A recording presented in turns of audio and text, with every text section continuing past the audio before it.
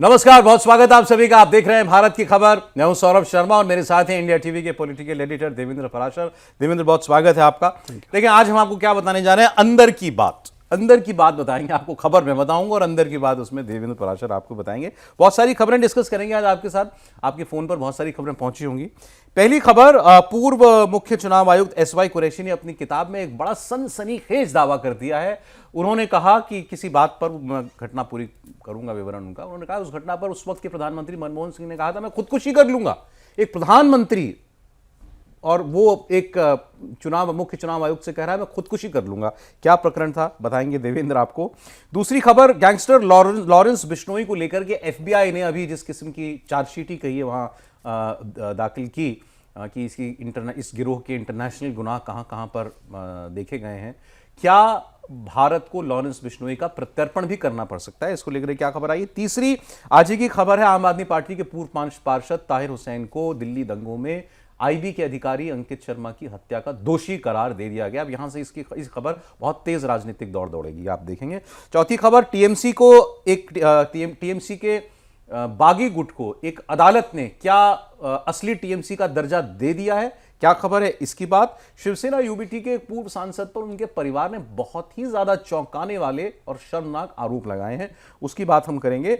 और ये जो पीएमसीएम बिल है, 30 दिन तक अगर जेल में रहे तो उसके बाद आपकी कुर्सी चली जाएगी, इसको लेकर जेपीसी ने क्या सिफारिशें की हैं, क्या इस बिल को कुछ डाइल्यूट कर दिया है जेपीसी ने और क्या वो सिफारिशें केंद्र सरकार मान लेगी, ये सारी बातें पहली खबर। लेकिन देवेंद्र एसवाई कुरैशी की किताब की बात करते हैं। मतलब दावा ऐसा है कि जिस पर कोई भी आदमी पहली नजर में यकीन नहीं कर सकता। वो ये कह रहे हैं कि 2007 का यूपी का इलेक्शन था और उसमें मुस्लिम आरक्षण की बात सलमान खुर्शीद जैसे कुछ कांग्रेस के नेता कर रहे थे प्रचार में। शिकायत आई हमारे पास और हमने उस वक्त उसका संज्ञान लेके उसको ठीक पाया और हमने सेंसर कर दिया उनको कि आप ये बात नहीं करेंगे, मॉडल कोड ऑफ कंडक्ट का उल्लंघन है। इसको लेकर कांग्रेस के नेता चुनाव आयोग और मुझ पर पर्सनली मुख्य चुनाव आयोग पर टिप्पणियां करने लगे, जिसकी शिकायत मैंने उस वक्त के प्रधानमंत्री मनमोहन सिंह के प्रेस सलाहकार से की। उन्होंने मनमोहन सिंह को बताया, मनमोहन सिंह ने मुझे बुलाया और कहा कि अगर तुम मेरे बारे में ऐसा सोचते हो तो मैं खुदकुशी कर लूंगा। ये किताब में लिखा है उन्होंने। यकीन करने लायक बात है। बड़ा मुश्किल होगा क्योंकि हालांकि वो पूर्व मुख्य चुनाव आयुक्त रहे हैं और एक देश के प्रधानमंत्री के हवाले से इस तरह की बात कह रहे हैं, तो सीधे सीधे मतलब उस बात को खारिज करने का भी एक आधार आप कह सकते हैं कि उस रूप में नहीं मिलेगा, लेकिन स्वीकारने का भी कुछ नहीं रहेगा। खासतौर पर तब जब ये दो लोगों की गोपनीय बातचीत, उनमें से एक व्यक्ति जो अब नहीं है उसको कंफर्म करने के लिए, उसके बाद इस तरह की बातों को धृत करना, वो निश्चित तौर पे एक एस्पेक्ट ये भी हो सकता है कि जैसा कि कई किताबों के संदर्भ में आपने देखा होगा कि उसको अगर पॉपुलर बनाना है, चर्चित करना हो तो कुछ ऐसी चीज़ कर दीजिए, कुछ ऐसी चीज़ लिख दीजिए। अन्यथा मनमोहन सिंह का इस तरह का स्टैंड या इस तरह की बातें कहना, इस तरह से अपने आप को एक्सप्रेस करना, उनकी अपनी पर्सनैलिटी को देखिए मनमोहन सिंह जी की, तो कभी और कोई दूसरा उदाहरण नहीं मिलता। एक होता है ना कि कोई व्यक्ति किस तरह की बातचीत करता है, कैसे अपनी इमोशन को एक्सप्रेस करता है, क्या कुछ करता है, वो एक पैटर्न नज़र आ जाता है, वो एक अंदाज नज़र आता है।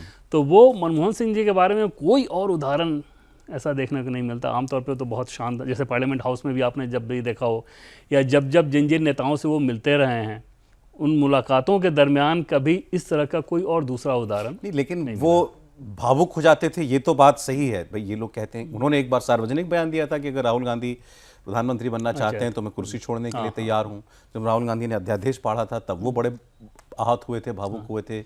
ये भी बताया जाता है। एक वक्त अब तो लोग किताबों में तो और दावा यहाँ तक किया गया है कि in his later years of prime ministership वो शायद अवसाद में थे, डिप्रेशन में थे। नहीं, लेकिन जैसे सौरभ ये देखें कि राहुल गांधी ने जब वो फाड़ा वो कागज़, जिसको ये दिखाया गया कि ऑर्डिनेंस जैसा, मतलब ऑर्डिनेंस नहीं था बट मान लिया फाड़ा, क्या मनमोहन सिंह का उस पर कोई रिएक्शन, कोई ऐसा स्टेटमेंट आप देखें कि इस तरह का कोई तीखी चीज़ रही हो? वो आमतौर पे इतने एक्सप्रेसिव नहीं रहे, वो अंतर्मुखी स्वभाव। हाउस में भी हम लोग देखते थे क्या क्या अटैक उनके ऊपर हो जाता था, कितना कम बोलते थे। आपको याद होगा एक सुषमा स्वराज जी के वो लेके जब उन्होंने एक शायरी का जवाब दे दिया तो उसको लेके ही बहुत ज़्यादा चर्चा हो गई थी, कह रहे मनमोहन सिंह जी ने इतना कैसे बोल दिया शायराना अंदाज में। मैं सिर्फ कोट करना चाह रहा था, अपनी बात पूरी कर लीजिए आप। जी आप कीजिए। देखिए, मैं आपको कोट कर रहा हूँ, पूरा नहीं करूंगा। जो शुरुआत में उन्होंने बताया कि किस उद्देश्य से वो प्रधानमंत्री से मिले, मैं वहां से कंटिन्यू करता हूं। जब वो प्रधानमंत्री के पास पहुंच गए तो वो लिखते हैं, when I arrived he was already waiting for me at the door. मैं जब पहुंचा तो वो दरवाजे पे मेरा इंतजार कर रहे थे। देश का प्रधानमंत्री वो मेरा इंतजार कर रहे थे। he said, Harish told me about your conversation last night. Harish ने मुझे बताया, if that is what you think of us, I will commit suicide. अगर तुम हमारे बारे में ऐसा सोचते तो मैं खुदकुशी कर लूंगा। फिर आगे लिखते हैं S Y Qureshi, I was completely shocked and utterly unprepared for such a reaction, my only intention had been to bring the unwarranted behaviour of his ministers to his notice. फिर लिख रहे हैं, it took me 15 to 20 minutes to calm him down. 15 से 20 minute मुझे उनको शांत करने में लग गए। और उसके बाद वो लिखते हैं कि मैंने उनसे कहा, sir we admire you deeply, you are a great supporter of the election commission and you must realize that India's worldwide prestige is largely due to the fairness of our elections। मतलब कह रहे हैं कि वो मैंने उनको समझाया, शांत कराया, इतने ज़्यादा उद्वेलित थे कि 20 मिनट तक मैं उनको चुप ही कराता रहा। ये दोनों ही केस को अगर आप देखें तो जैसे कुरैशी साहब भी अपने आप को बहुत उसमें महिमामंडित कर रहे हैं, हाँ, और मनमोहन सिंह जी को भी उस रूप में, और उस दौर में चुनाव आयोग और सरकार का कैसा रिश्ता था, और इस दौर को लेकर वो जिस प्रकार के रिएक्शन देते हैं कुरैशी साहब, तो उससे आप समझ सकते हैं कि वो क्या साबित करने की कोशिश कर रहे थे। अब दूसरे तरफ अगर दूसरे पक्ष की बात कर लें सौरभ, तो ये भी माना जाता है, जैसे बीजेपी के लोग और बीजेपी के बड़े नेताओं का ये मानना है कि खास तौर पे आपको ध्यान होगा कि जब वहाँ पर राज्यसभा का चुनाव हुआ था गुजरात में, और उस कंडीशन में कुरैशी साहब का जो रोल था उसको लेकर बाकायदा जब ये बाद में रिटायरमेंट के बाद बीजेपी के कुछ नेताओं से मिले थे, तो उन्होंने इस बात का जिक्र करते हुए कहा कि आपने अहमद पटेल के केस में किस प्रकार से क्या मदद की। अच्छा, कांग्रेस की? अच्छा, तो वो जो दूसरा नज़रिया था वो उनके मुंह पे बोला गया। उसके बाद उन्होंने वो सफाई देने की कोशिश की कि नहीं ऐसा नहीं था, फिर उनको तथ्य के साथ बताया गया कि नहीं आपने ये चीज़ें की। तो ये सिर्फ आप कह सकते हैं कि पुस्तकारी वो जो आपने कहा ना, वो बात इंपॉर्टेंट है कि दो लोगों के बीच की बात है, उनमें से एक आदमी जीवित नहीं है। बिल्कुल, अब क्या कैसे ही देखें उनकी इस आरोप को, लेकिन एक प्रधानमंत्री पर टिप्पणी की है, और वो भी ऐसी टिप्पणी, तो चर्चा थी। और एटलीस्ट सर इतना तो हो सकता था कि अगर प्रधानमंत्री ने निजी बातचीत में इस तरह की बात कही हो, जैसे आई विल कमिट सुसाइड, ये कोई बहुत अच्छी लाइन तो नहीं है ना। ये किसी भी प्रधानमंत्री के लिए किसी भी वजह से उसकी एक कमजोर मनोदशा को बड़ी डैमेजिंग है ये बात, बहुत डैमेजिंग है। और आप उस बात का जिक्र कर रहे हो, इस मनोबल का व्यक्ति देश का 10 साल प्रधानमंत्री रहा। हाँ, और उस व्यक्ति के बारे में जिसके बारे में अपोजिशन, तब का अपोजिशन लगातार इस बात को कहते रहा था कि हाँ ये कमजोर प्रधानमंत्री है, कमजोर प्रधानमंत्री है। तो बाकी पॉलिटिकली तो आप कमजोर थे ही, क्या मानसिक तौर पर भी इतने कमजोर थे कि जो आरोप लग रहा है उस आरोप को सही बताने के बजाय या उस पर कार्रवाई करने के बजाय, अगर मान लीजिए कांग्रेस पार्टी गलती कर रही थी तो आप कहते हैं कि भाई कांग्रेस पार्टी को मैं फटकार लगाऊंगा, नेताओं को ऐसे फटकार लगाऊंगा जो चुनाव आयोग पर निशाना साध रहा है, नहीं तो कुरैशी साहब को बताते कि भाई आप लोगों की तरफ से ये गलतियां हो रही हैं। उन दोनों चीज़ों को करने के बजाय कि मैं सुसाइड कर लूंगा, ये कोई बहुत अच्छे रूप में इसका एक और डायमेंशन है, इसका एक और डायमेंशन है जो आज बीजेपी वाले इस्तेमाल कर रहे हैं इसका, कि देखिए उस दौर की बात है ये, आज से कम से कम भी मतलब 12-13 साल पुरानी बात है। तो वो कह रहे हैं कि उस दौर में भी चुनाव आयोग को इतना निशाने पर लिया गया, और खास तौर पर मुख्य चुनाव आयुक्त को, कि उनको प्रधानमंत्री से शिकायत करनी पड़ी। ये सोचिए, ऐसे सोचें आज क्या हो रहा है। और वहाँ उनके पहले आप उनके प्रेस एडवाइजर पे आप शिकायत कर रहे हैं। आमतौर पर जैसे ये भी नहीं होता सौरभ, जैसे मैंने नहीं सुना कि किसी इस तरह के संवैधानिक पद के व्यक्ति ने अभी के प्रधानमंत्री के जो लोग मीडिया कम्युनिकेशन का काम करते हैं या उस तरह के प्रेस सेक्रेटरी या उस तरह की चीज़ों को जो हैंडल करते हैं, उनके साथ इतनी बातचीत ज़्यादा से ज़्यादा आप होगा कि अपॉइंटमेंट मांगोगे, डिटेल थोड़ी बताओगे कि हाँ क्या क्या चीज़ है, किस इशू पे मैं बात करना चाह रहा हूँ।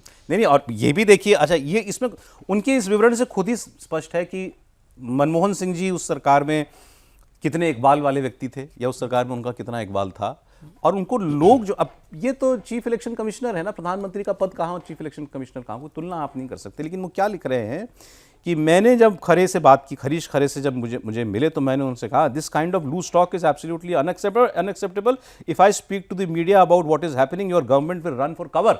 आप इमेजिन कर सकते हैं कि प्रधानमंत्री के प्रेस सलाहकार को चीफ इलेक्शन कमीशन ये कह रहा है कि अगर मैंने मीडिया के सामने मुंह खोल दिया तो तुम लोग भागते फिरोगे। इन इफेक्ट यही कह रहे हैं ना वो, कहा जा सकता है ये।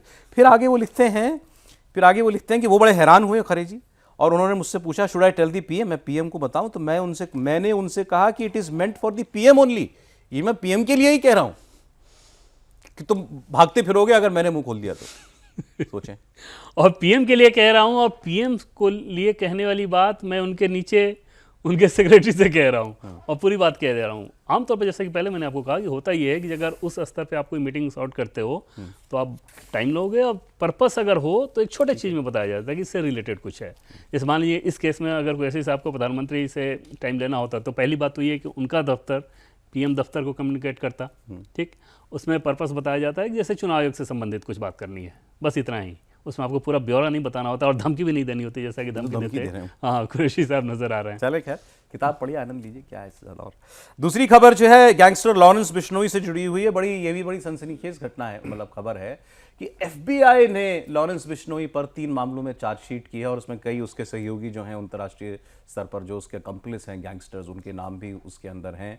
और ये भी कहा गया कि वो व्यक्ति जो है वहाँ किसी अमेरिकी मूल के परिवार को, भारतीय मूल का अमेरिकी व्यक्ति को धमकाया, उसके परिवार को धमकाया। पंजाब के एक इंस्पेक्टर का, एसएचओ का भी नाम उसके अंदर आया है, उसको ट्रांसफर कर दिया गया इस बीच में। लेकिन लॉरेंस बिश्नोई बड़ा चर्चित गैंगस्टर है। सलमान खान से धमकी से लेकर के तमाम तरीके के आरोप उसके ऊपर लगते हैं, विदेशों में हत्या कराने के लोगों के आरोप लगते हैं उसके ऊपर।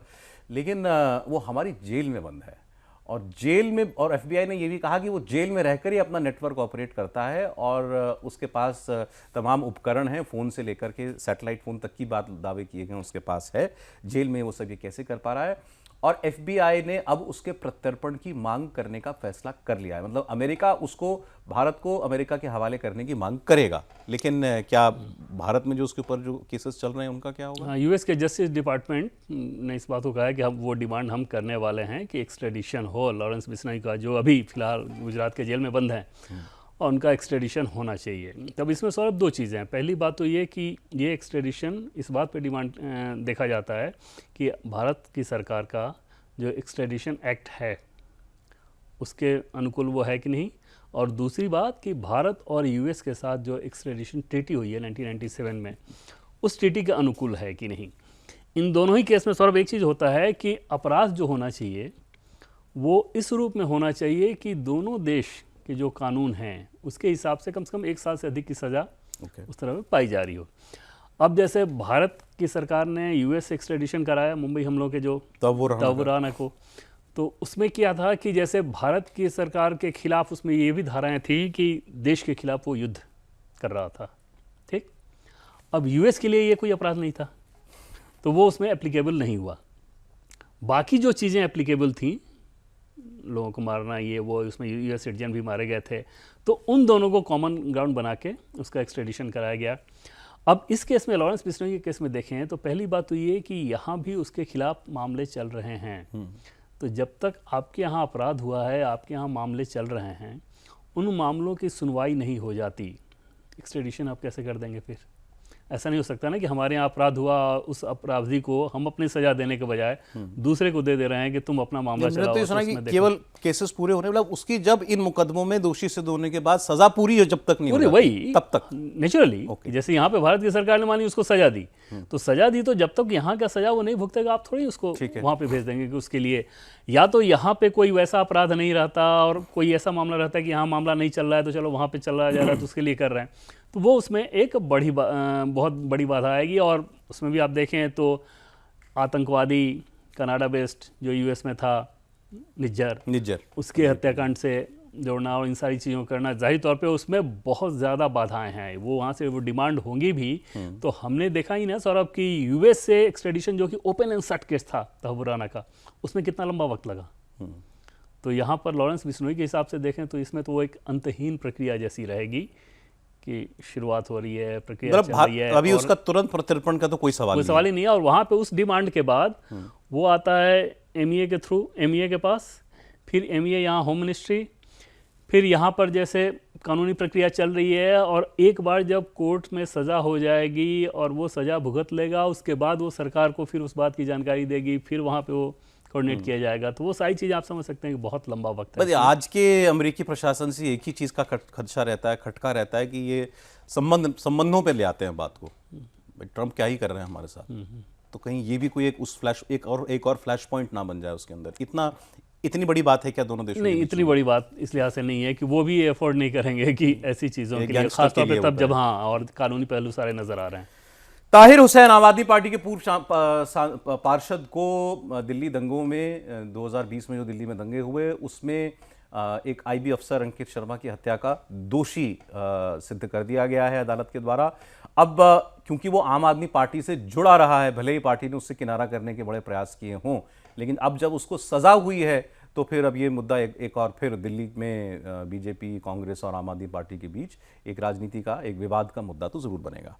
हाँ, इसमें तो कोई दो राय नहीं है सौरभ। और जिस तरीके से अंकित शर्मा का मर्डर हुआ था, जो आईबी के इंस्पेक्टर थे, उसे ये मतलब ये दिख रहा था कि प्लान्ड वे में किया गया, जिसको कोर्ट ने भी माना, जिससे उनके शरीर पर सौरभ तकरीबन 51 चोटों के, गहरे चोट के निशान थे, 51। इतना ब्रूटली आप मार रहे हो। और ताहिर हुसैन के केस को अगर आप देखें तो उन पे जो आरोप था वो ये था कि दंगाइयों को आपने भड़काया, उसके लिए उनका मोबाइल लोकेशन, प्रत्यक्षदर्शी जो थे वो, बहुत सारे वीडियो फुटेज। तो ऐसा नहीं था कि आपके खिलाफ सबूत नहीं थे। जैसे कोर्ट ने जो सज़ा दी उसमें इसी बात को कहा कि उनकी संलिप्तता के तमाम सबूत सामने आए और उस आधार पर ये सज़ा दी गई थी। और वो बचाव में जिन चीज़ों को कह रहे थे कि हमने तो पुलिस से मदद मांगी, हम ऐसे ही फंसाया जा रहा है, आपका मोबाइल लोकेशन कहाँ था, वो घटना हो रही है, वहाँ से दंगाई भड़क रहे हैं, पुलिस ऑफिसर गायब हो जा रहा है, अगले दिन नाले में उसका शव मिल रहा है, आईबी का ऑफिसर, और नाले में शव मिल रहा है, उसके शरीर पे 51 चोट है, मर गया। तो वो सारी चीज़ें तो दिख रही थी और प्रत्यक्षदर्शी जितने थे वो तो बता रहे थे कि कैसे ताहिर हुसैन भड़का रहे थे। तो उसमें तो सीधे समझ में उसमें आ रहा था कि उनके खिलाफ इतने ज़्यादा सबूत थे जिसके चलते कोर्ट से आज नहीं तो कल इनको सज़ा मिलेगी। और वो एक वजह है जिसके चलते आम आदमी पार्टी इस मसले को लेकर बहुत ज़्यादा बैकफुट पर रही है। ऑडियो फुटेज, वीडियो फुटेज, फिर मुझे याद है उसके घर की तस्वीरें आई थी, वो 3-4 मंजिला मकान है, छत के ऊपर जो है पत्थर पड़े थे, पेट्रोल बम पड़े, बाकायदा लोहे के एंगल लगा करके उसमें उसको गुलेल जैसा बना करके पेट्रोल बम और पत्थर फेंकने का इंतजाम किया हुआ था। और वो उसका बयान भी आया था तब कि मुझे नहीं मालूम कि लोग मेरे घर में चढ़कर क्या कर रहे थे। तो इतना सब कुछ हो रहा था और आपको कुछ पता ही नहीं है, आपका लोकेशन वहीं पे है। तो क्योंकि तकनीकी प्रूफ भी थे, मोबाइल के लोकेशन वगैरह जो मैं बता रहा हूँ, वीडियो फुटेज सामने था, गवाहों के बयान, तो ये सारी चीज़ें एकदम से इनको मैच कर रही थी, जिसके चलते इसको सजा मिली। और अभी तक तो जब भी उसका नाम आता था तो उसके डिफेंस में जो लोग खड़े होते थे उसको ये तो पॉलिटिकल वेंडेटा है उसके साथ जोड़ देते थे कि पुलिस पर तो चलिए आरोप लगा सकते हैं कि सरकार ने अब प्रशासन का दुरुपयोग कर लिया, अब तो कोर्ट का फैसला है, कोर्ट तो मतलब बिना सबूत के कुछ नहीं करता। बिल्कुल, सबूत कोर्ट में जो लोग भी कोर्ट के प्रोसीडिंग में सौरभ जानते जा रहे थे और जिन एडवोकेट से आप उस समय बातचीत कीजिए, वो इस बात को बता रहे थे कि वो अपने बचाव के लिहाज से कुछ कह ही नहीं पा रहे हैं। वो वैसी ही बातें जो जेनरिक सी बातें होती हैं। और सौरभ इसका असर फिर अब पंजाब में क्योंकि इलेक्शन होना है तो आगे निश्चित तौर पर आम आदमी पार्टी के लिए बहुत भारी पड़ेगा कि वहाँ के हिंदुओं के हिसाब से अगर आप सोचिए तो उनको कैसे ये समझ में आएगा कि ये इस पार्टी से जुड़ा हुआ व्यक्ति इस तरह काम करा रहा है। हालांकि अरविंद केजरीवाल तो अब राम मंदिर और तमाम तीर्थ यात्रा करवाएंगे उस सब के बाद, और मंदिर बनवाएंगे, वो क्या सीता जी का मंदिर बनवाने वाले हैं, सिया राम मंदिर अमृतसर में। उन्होंने दिल्ली में सुंदरकांड का पाठ करवाया है। लेकिन ये ताहिर हुसैन का मामला इन सब पे बहुत ज़्यादा भारी पड़ने वाला है सौरभ, क्योंकि खासतौर पे चुनाव के समय वो सब चीज़ें ज़्यादा करते नजर आते हैं। एक खबर टीएमसी की बात करते हैं उसकी, क्योंकि ये थोड़ा हैरान करने वाला भी है। अलीपुर के कोर्ट में कुछ टीएमसी के कार्यकर्ता गए थे और उन्होंने ये मांग की थी कि ये जो ऋतव्रत बनर्जी वाला बागी फैक्शन है इसी को असली तृणमूल की संज्ञा दे देनी चाहिए। तो कोर्ट ने ये पाया, अपने फैसले में ये कहा है कि ऋतव्रत बनर्जी के गुट ने जो समिति, टीएमसी की जो समिति बनाई थी, बेसिकली पदाधिकारी जो उन्होंने नियुक्त किए थे उन्हीं को असली टीएमसी पदाधिकारी मान लिया जाए, उसी समिति को असली टीएमसी की समिति मान लिया जाए। सीधे से एक लाइन में अगर कहें तो इन्होंने पार्टी का चेयरपर्सन बनाया था अरूप रॉय को, ममता बनर्जी के ग्रुप ने ममता बनर्जी को चेयरपर्सन घोषित किया है। तो अब अगर आप उस कोर्ट के आदेश को माने तो उनके हिसाब से टीएमसी के अध्यक्ष अरूप रॉय हैं, ममता बनर्जी नहीं है। तो इस लिहाज से असली टीएमसी तो वही हो गई जो जिसको लीड कर रहे हैं अरूप रॉय। तो ये बात अब कहीं भी उनके लोग ये कह भी रहे हैं कि अब हम जब चुनाव आयोग में जाएंगे और जब पार्टी सिंबल की लड़ाई चलेगी तो वहाँ हम इसको, अपने केस को मजबूत करने के लिए कोर्ट के फैसले को रखेंगे। लेकिन बात यह है कि ये निर्णय तो चुनाव आयोग करेगा ना कि भाई असली टीएमसी कौन। तो कोर्ट ये पहले कैसे कह सकता है कि भाई ये धड़ा जो है इसको असली मान लिया जाए। वहाँ पे सौरभ वजह ये थी कि उस दफ्तर को कब्जा करने को लेके वो लड़ाई थी कि दफ्तर किसके कब्जे में, जो उस पर्टिकुलर मामले पर्टिकुलर जगह पे, तो उस कब्जे की लड़ाई कोर्ट में गई थी। और वहाँ पर फिर कोर्ट के सामने ये देखना होगा कि इसका मालिकाना हक किसके पास हो सकता है। तो टीएमसी के पास है, तो टीएमसी के लिए अभी बॉडी कौन सी है जिसको हम माने कि हाँ ये सही है। तो उसमें जो संवैधानिक तौर पर जो सबूत कोर्ट के सामने होगा वो उसे ही मानेगा।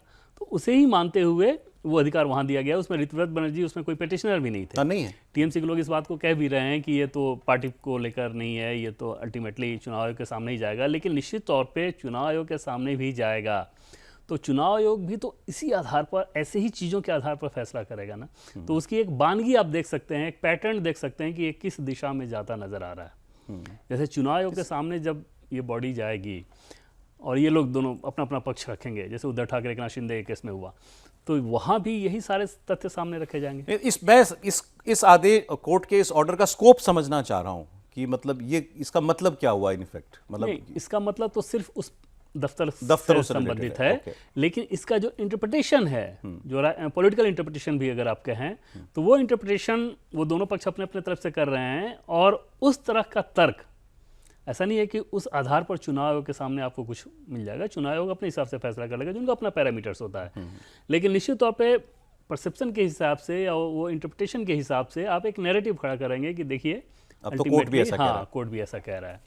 चलें, खैर, लेकिन लड़ाई, असली लड़ाई तो चुनाव आयोग के सामने ही लड़ी जाएगी। शिवसेना यूबीटी उद्धव बालासाहेब ठाकरे गुट के एक पूर्व सांसद विनायक राउत, इनके ऊपर बहुत ही संगीन और कुछ अटपटे से भी आरोप जो हैं, अटपटे इस सेंस में कि मतलब अजीब व गरीब कहना चाहिए, कुछ नहीं, एक्सट्रीम अटपटे भी आप कहें तो उस किस्म के आरोप इनके ऊपर इनके परिवार के कुछ सदस्यों ने लगाए हैं। जी हाँ, उनकी बहू ने सौरभ लगाए हैं, और ये 2 बार के सांसद हैं विनायक राउत, और यहाँ पर एक बार लोकसभा में वो नेता भी रहे हैं उस शिवसेना वाले गुट के, उद्धव ठाकरे वाले गुट के। तो ऐसा नहीं है कि ये कोई सामान्य कोई कार्यकर्ता हो या कोई विधायक हो या इस तरह की चीज़ें हों। 2 बार शिवसेना उद्धव ठाकरे के लोकसभा का सांसद रहना, तब उस समय तो यूनाइटेड हुआ करती थी शिवसेना। उनकी बहू ने ये आरोप लगाया है कि ये काला जादू के प्रभाव में हमें रखा गया है और काला जादू कराया जाता है, और इस लिहाज से उन्होंने पुलिस में शिकायत करके FIR कराई है। उनकी अपनी बहू ने, उन्होंने जिस प्रकार के दृष्टांत दिया है कि कैसे एक बाबा के पास लेकर जाया जाता है और सर के पास ला के उसमें नींबू काटा जाता है, और उसमें ये बताया गया कि ये कैसे बुरी ताकतों के प्रभाव में हैं, तो इसलिए पति पत्नी का संबंध अभी नहीं होना चाहिए, और इस तरह की तमाम चीज़ें। मतलब आज के दौर में मुंबई, महाराष्ट्र जैसे स्टेट का, जो कि सबसे प्रोग्रेसिव स्टेट में से एक कहा जाता है, वहाँ के इतने बड़े नेता और उस नेता के अपने घर में इस तरह की चीज़ों का सामने आना। हालांकि दूसरी तरफ विनायक राउत का ये कहना है कि वो क्योंकि सेपरेशन हो रहा है और अलगाव हो रहा है, उस लिहाज से जो एक कंपनसेशन दिया जाना था उसको लेके मतभेद था, इस तरह से ऐसी बातें कही जा रही थी। लेकिन जो उनकी बहू ने कहा है उसमें उनकी माँ भी गवाही है कि हाँ, कई सारी चीज़ें तो मेरे सामने भी होती थी। अच्छा, वो पढ़ी लिखी महिला हैं, तो उससे वो प्रताड़ित होके बहुत ज़्यादा प्रताड़ित हुई, और तब उन्होंने ये पुलिस के खिलाफ, पुलिस में शिकायत की है इन लोगों के खिलाफ। तो अपने आप में बहुत सनसनीखेज चीज़ें, जैसे दूर दराज के गाँव में सौरभ, काला जादू, अंधविश्वास, इस तरह की चीज़ें होती हैं। लेकिन जैसा कि पहले मैंने आपको कहा कि महाराष्ट्र जैसे राज्य में शिवसेना, कल ही खबर पड़ी कि बिहार में एक महिला को डायन बता करके और उसके साथ दुर्व्यवहार हुआ और नाले का पानी वगैरह कुछ पिलाया गया। अब ये भला, आप ऐसी घटनाएं होती हैं, लेकिन बिहार के किसी दूर दराज के इलाके में घटना होना और एक सांसद के, पूर्व सांसद के घर में घटना होना, हाँ, बड़ा वही अंतर है चीज़ मैंने कहा कि जैसे झारखंड में भी कई सारे ऐसे कैसे जाओ, ये शर्मनाक कृत्य है, लेकिन ये सामने आता है कि डायन समझ के पीठ डालना जाना, ये दूर दराज के गांव में। लेकिन अगर इतने पढ़े लिखे और फ्लुएंट समाज में अगर इस तरह का आरोप लग रहा हो, उनकी अपनी बहू लगा रही हो और इतनी डिटेल में लगा रही हो, तो जाहिर तौर पे वो स्थिति अजीबोगरीब बात है। खैर, ये भी एक खबर बात करते हैं, और हाँ, इस पर आपको देवेंद्र कुछ इंसाइट ज़रूर दे सकते हैं कि ये जो PM-CM बिल अभी JPC के पास है कि 30 दिन तक अगर आप हिरासत में रहे किसी पुलिस या एजेंसी के, और उसके बाद इस्तीफा अगर आप नहीं देते तो 31वें दिन आपका इस्तीफा मान लिया जाता, आप पदमुक्त मान लिए जाते। इसमें JPC की जो खबरों में जो छपी हुई खबरें हैं, उनके हिसाब से JPC की सिफारिशों में ये है कि अब उसको पदमुक्त की जाए बजाय सस्पेंडेड मान लिया जाए। प्रधानमंत्री, मुख्यमंत्री, कोई मंत्री अगर 30 दिन तक हिरासत में रहा तो 31वें दिन उसको अपने पद से सस्पेंडेड मान लिया जाएगा, लेकिन उसकी कोई सदस्यता नहीं जाएगी। अगर वो पार्लियामेंट का मेंबर है तो पार्लियामेंट की सदस्यता नहीं जाएगी, विधायक है तो विधायक की सदस्यता नहीं जाएगी, हाँ, उसका पद सस्पेंडेड रखा जाएगा। एक सिफारिश ये है, उसमें की गई है। दूसरा ये भी बताया जा रहा है कि उसके अंदर ये कहा गया है कि जो गंभीर अपराध, जो जिस की श्रेणी में जो अपराध आएंगे उसी में कार्रवाई होगी, और वो गंभीर अपराध क्या होंगे, 5 साल से ज़्यादा की सज़ा वाले, वो बाकायदा लिस्टेड हों उस कानून के अंदर कि इन अपराधों के तहत ही अगर मामला आएगा तो ही यह एक्ट लागू होगा। और तीसरा ये कि वो सारे मुकदमे या सारे मामले जो हैं वो फास्ट ट्रैक कोर्ट में या स्पेशल कोर्ट्स में सुने जाएं ताकि जल्द से जल्द निपटारा हो। हाँ, एक क्लॉज और बताया जा रहा है उसमें, ये कितना सही है कि अगर आपको बेल मिल जाती है तो आप पद पर वापस आ जाएंगे, आप बरी हो जाते हैं तो आप पद पर वापस आ जाएंगे, अगर न्यायिक प्रक्रिया में ज़रूरत से ज़्यादा विलंब हो रहा है तो भी अपने पद पर आप वापस आ जाएंगे। तो ये तो काफ़ी डाइल्यूटेड वर्जन होगा इस बिल का। इसमें सर इस पूरे बिल की अगर बात करें तो इसकी शुरू से अगर देखें तो ये परिकल्पना तब आई थी जब अरविंद केजरीवाल जेल चले गए, और जेल में जाने के बाद भी उन्होंने अपना उसी रूप में सरकार चलाना शुरू किया। हमारे संविधान में व्यवस्था पहले इस लिहाज से नहीं थी क्योंकि तब के संविधान निर्माताओं ने सपने में ये नहीं सोचा होगा कि एक दिन ऐसा भी आ सकता है जब हमारे लोग, हमारे जो शासन में बैठे हों, उनके खिलाफ वो जेल में चले जाएं, वहाँ से शासन चलाने की इस्तीफा भी ना सोचें। दें। तब सौरभ ये शुरू किया गया था और आपको ध्यान होगा कि उस पिछले सत्र में रखा गया, फिर क्योंकि विरोध बहुत ज़्यादा हुआ और ये कहा गया कि राजनीतिक तौर पर इसका इस्तेमाल किया जाएगा, तो फिर जेपीसी को भेजा गया। अपराजिता सारंगी जिसकी वो चेयरपर्सन है, 17 जुलाई को उनकी कमेटी की बैठक होनी है। उस 17 जुलाई की बैठक से पहले ये सारी चीज़ें सामने आ रही है कि इस तरह की चीज़ों को लेकर सहमति बनती नज़र आ रही है। लेकिन सब निर्भर करेगा इस बात पर कि 17 जुलाई की जो फाइनल रिपोर्ट होती है, उस रिपोर्ट में किन किन बातों को लेकर कितने बहुमत से उसको स्वीकार किया जाता है। उसके बाद फिर उसको पार्लियामेंट की कमेटी में रखा जाएगा। ये ज़रूर है कि अधिकांश सदस्यों की ये राय थी कि इसका राजनीतिक दुरुपयोग ना हो जाए, उस लिहाज से एक विंडो रखना चाहिए जिसमें ये सारी बातें जिसका आप जिक्र कर रहे हैं उनमें से वो बातें उनमें शामिल की गई हैं। लेकिन एकदम से इसको डाइल्यूट कर दिया जाए, इस चीज़ को भी नहीं रखा गया है। हाँ, ये ज़रूर है कि फास्ट ट्रैक कोर्ट हो और गंभीर श्रेणी का अपराध नहीं होना चाहिए। वैसे भी सौरभ, 1 महीना तक अगर कोई मंत्री या प्रधानमंत्री या मुख्यमंत्री अगर जेल में है तो वो तभी होगा ना जब वो कोई बहुत गंभीर अपराध हो। तो वो सारी चीज़ें तो ऑब्वियस ही थी, लेकिन निश्चित तौर पर 17 जुलाई को देखना होगा कि कौन सी चीज़ें इसमें स्वीकार किया जाता है और उसके आधार पर फिर पार्लियामेंट में रखा जाना और फिर सरकार उनके किन किन और जरूरी नहीं है कि सारी सिफारिशें सरकार मानी ले। बिल्कुल नहीं। इसलिए मैं कह रहा हूँ कि उसके आधार पर फिर सरकार क्या लेकर आती है, कौन सा बिल लेकर आती है, उसे किन सारी चीज़ों को, उसके लिए तो फिलहाल इंतजार रहेगा। लेकिन क्या लग रहा है, क्योंकि अब ये अगर जेपीसी की रिपोर्ट भी फाइनल है तो क्या माने कि इस सत्र में ये बिल आ सकता है? बिल्कुल नहीं, इस सत्र में आएगा ही। हाँ, इस सत्र में ही आएगा ही। इसीलिए 20 तारीख से पहले ही इस कमेटी के लोग लगातार तेजी में इस काम को कर रहे थे ताकि जल्द से जल्द इस रिपोर्ट को फाइनल कर लें, क्योंकि इस बिल को इस सत्र में लेकर आया जाना है, मानसून सत्र में संसद के, जो कि 20 तारीख से ही शुरू हो रहा है। ठीक है, आपने मानसून सत्र की बात की तो अगली खबर मुझे याद आ गई। ये कश्मीर में जो हो रहा है, उमर अब्दुल्ला जिस किस्म के आरोप बीजेपी पे लगा रहे हैं कि मेरे विधायक को खरीदने के लिए 25-30 करोड़ रुपए का ऑफर दिया गया, मतलब बीजेपी सरकार विधायक तोड़कर सरकार बनाना चाहती है। उनके आरोप का मतलब ये है, बीजेपी ने उनको लीगल नोटिस भेज दिया है कि 1 हफ्ते में अपने आरोप या तो वापस लीजिए, नहीं तो माफ़ी मांगिए।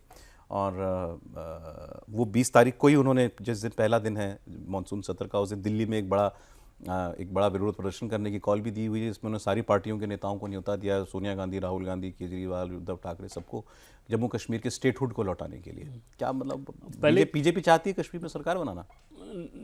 बीजेपी ये ज़रूर चाहती थी कश्मीर में सरकार बनाना, लेकिन अपने दम पर, अपने चुनाव में जीत के दौर पर। उमर अब्दुल्ला जो कह रहे हैं वो दूर दूर तक सच नहीं है सौरभ, कोसों दूर है। मतलब ऐसी संभावना भी नहीं है, ऐसी कोशिश भी नहीं चल रही है। संभावना नहीं है, मैं किस लिहाज से ये कह रहा हूँ कि आंकड़ों के हिसाब से देखें तो बीजेपी के पास वहाँ जो बहुमत का आंकड़ा है 46 है, बीजेपी के पास 29 विधायक हैं, 29 से 46, 17 चाहिए, और 17 चाहिए। और अगर 42 हैं एनसी के पास विधायक, तो उनमें 2/3 उतना ज़्यादा तोड़ा जाना, और उतने अगर 2/3 टूटेंगे तो जाहिर तौर पे सीएम उनका कोई 2/3 अगर टूटने को तैयार है तो चले ही जाना चाहिए। फिर तो कोई मतलब नहीं है। तो उस कंडीशन में ये शिगुफा उन्होंने ज़्यादा छोड़ा है, जिसको लेकर सत शर्मा जो कि राज्यसभा सांसद भी हैं, उन्होंने, और जो नोटिस भेजा है सौरभ, उसमें दोनों ही चीज़ें हैं, सिविल डिफेमेशन, उसमें क्रिमिनल और सिविल लाइबिलिटी दोनों ही वो कह रहे हैं।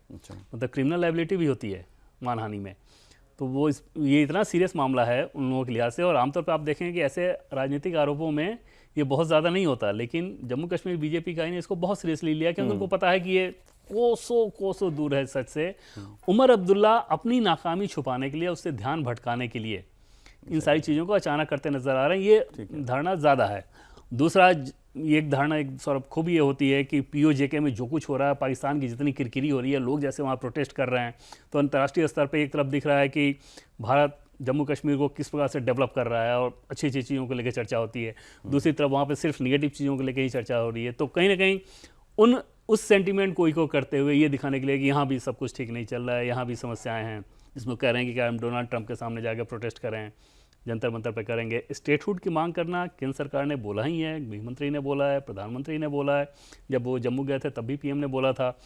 तो जब पार्लियामेंट में बोला जा रहा हो, प्रधानमंत्री बोला जा रहा है, तो वो नीति तो है ही, लेकिन वो अप्रोप्रिएट टाइम इस लिहाज से है सौरभ कि क्या जम्मू कश्मीर की स्थिति ऐसी हो गई है कि आपको सेंट्रल उसमें इंटरफेरेंस की यूटी के मार्फत ज़रूरत नहीं है। पहलगाम हमले के बाद सौरभ कौन ये मानेगा कि हाँ अभी वैसी स्थिति हो गई है, खासतौर पर तब जब वहाँ उनके अभी भी ऐसे सांसद और ऐसे नेता हैं जो अलगाववादी खुलकर सेंटिमेंट वाली बात खुलकर कर रहे हैं। अभी अभी आपने देखा कि वहाँ के एजुकेशन मिनिस्ट्री जो कि पूरी तरह से वहाँ पे उमर अब्दुल्ला के पास है, उसमें कहीं से कोई एलजी का दखल नहीं है। और बार बार ये कहना है कि जम्मू कश्मीर का लेफ्टिनेंट गवर्नर यहाँ की सरकार चला रहे हैं। जम्मू कश्मीर के लेफ्टिनेंट गवर्नर के पास सिर्फ पुलिस है, लॉ एंड ऑर्डर। इससे आपके डेवलपमेंट में, उमर अब्दुल्ला के डेवलपमेंट में कहाँ दिक्कत हो रही है आपके डेवलपमेंट एजेंडा में? और बाकी जो सेंट्रल सर्विसेज का सेक्रेटरी लेवल का अपॉइंटमेंट है, जो आईएएस, तो आईएएस तो राज्य सरकार का वैसे भी वहाँ पे यूटी में विशेष नहीं होता, उसके नीचे के सारे अधिकारी उनके पास हैं। तो अगर वो ये दिखाते हैं कि हम ये डेवलपमेंट का प्रोजेक्ट लेके जा रहे हैं, फिर भी हमें हमारी फाइल को ग्रीन सिग्नल नहीं मिल रहा है, तो एक बात समझ में आती। तो वो उन सारी चीज़ों को बिल्कुल करते नहीं। ये विधायकों के खरीदने वाला आरोप जो उन्होंने लगाया है, मतलब एक पॉलिटिकल ऑब्जर्वर के तौर पर ही मात्र, मतलब ये सच से परे लगता है। इसमें दोनों ही चीज़, एक तो क्योंकि मैं कवर भी करता हूँ बीजेपी, तो उस लिहाज से इन्फॉर्मेशन मेरे पास होती कि अगर ऐसा कुछ भी होता है या मंशा अगर होती कि हाँ सरकार बनाने को लेकर, तो मैं यकीनी तौर पे आपको बता रहा हूँ कन्फर्मेशन के तौर पे कि वो नहीं है। दूसरी चीज़ कि उनके अपने लाइन को ही देख लें कि एक ऐसे व्यक्ति बीजेपी के बड़े नेता जो कि सुप्रीम कोर्ट में प्रैक्टिस करते हैं, वो बड़े नेता अभी बीजेपी के कौन से हैं जो सुप्रीम कोर्ट में प्रैक्टिस करते हैं? एक मनन मिश्रा जो कि बिहार के गोपालगंज के राज्यसभा सांसद हैं पहली बार के। तो बिहार के गोपालगंज के राज्यसभा सांसद पहली बार के, बिहार में ही उनका कोई वैसा स्टेटस नहीं है कुछ मैनेज कर सकें। वो जेडीयू के लोगों को नहीं तोड़ पाएंगे, यहाँ पे एनसी के लोगों को क्या तोड़ेंगे? दूसरा उज्जवल निकम जो कि महाराष्ट्र से आते हैं। तो ये सारी चीज़ें एकदम से ऐसा लग रहा है कि या तो उन्होंने कोई फैंटेसी स्टोरी सुन ली है या कुछ इस तरह बातें। और सर हैरानी की बात यह है कि एनसी और कांग्रेस के लोग भी उमर अब्दुल्ला के बारे में अच्छी बातें नहीं करते, उनके शासन चलाने को लेकर बिल्कुल भी अच्छी बातें नहीं करते।